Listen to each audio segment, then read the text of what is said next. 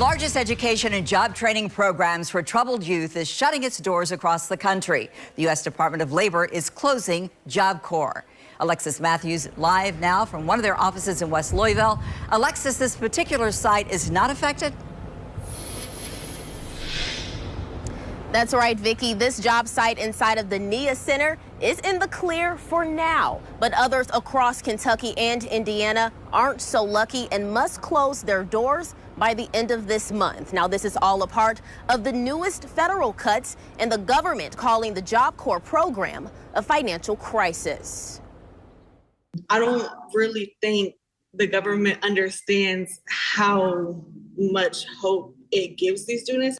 For 60 years, Job Corps has offered 16 to 24-year-olds education, job training, and housing. It's been life-changing for Serena Mallon, who graduated from the program in March.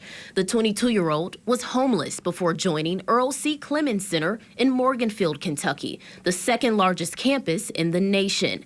Now learning that facility and other Job Corps centers are suddenly forced to close breaks her heart for the hundreds of students and staff left in limbo. We're pretty much sending all these youth and young adults back into a world where it's like they don't know what they're going to eat. They don't know where they're going to sleep at night. The U.S. Department of Labor is suspending operations at contractor-operated Job Corps centers nationwide by June 30th to align with President Donald Trump's budget proposal. That is 99 of the program's 123 facilities. The 3 in Kentucky closing include the Carl D. Perkins Center in Prestonsburg, the Academy in Morganfield, and the Muhlenberg Job Corps in Greenville.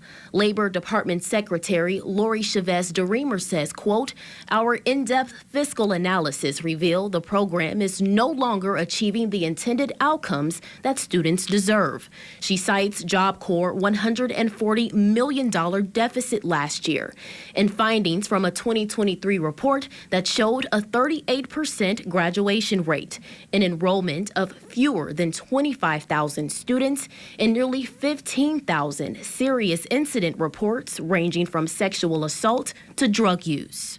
It's difficult work, but they have shown success. And the largest national study of Job Corps that's been done shows progress in educational attainment, in employment, in earnings down the line. Advocates say there's room for improvement, but a complete shuttering of Job Corps is likely to have detrimental impacts, particularly closing campuses in locations like rural Kentucky.